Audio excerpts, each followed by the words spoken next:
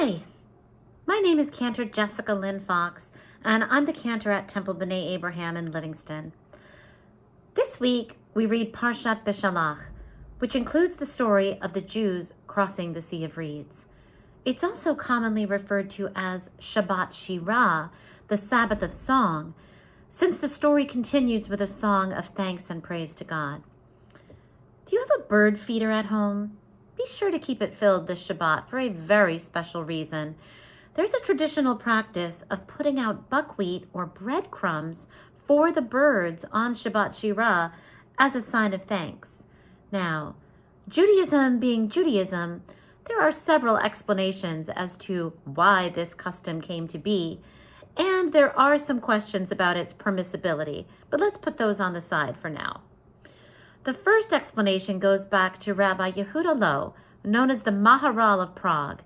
Some say he instituted the custom to gather the children on Shabbat Shirah and tell them the story of our ancestors crossing the sea. There's a midrash that fruit trees miraculously grew from the seabed, and the children plucked the fruits and fed them to the birds. Then the birds joined in with the singing of the Song of the Sea. Following the storytelling, the custom was to give the children buckwheat, and they would feed the chickens and birds to commemorate their participation in the song.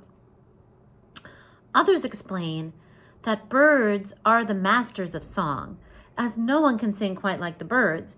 Therefore, when we're going to sing God's praises, we feed the masters of song.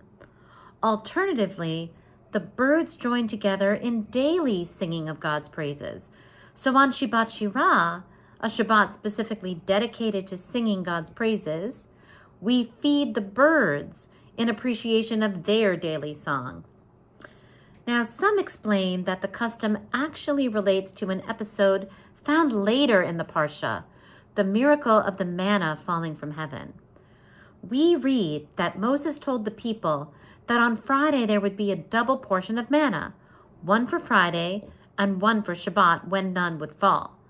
The verse then tells us that despite Moses' warning, quote, "It came about that on the seventh day some of the people went out to gather manna, but they did not find any," unquote.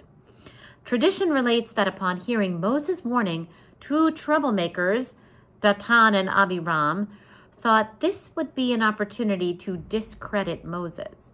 So on Friday night, they secretly placed manna in the field.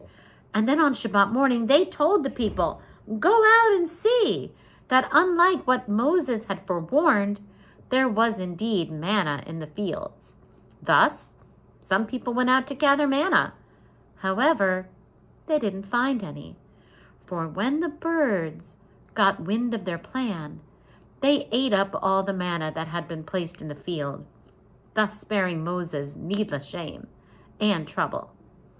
So whether it was due to their singing or their eating of the false manna, we owe a debt to our feathered friends this week.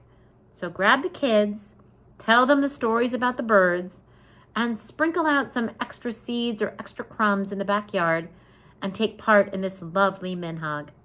Shabbat Shalom.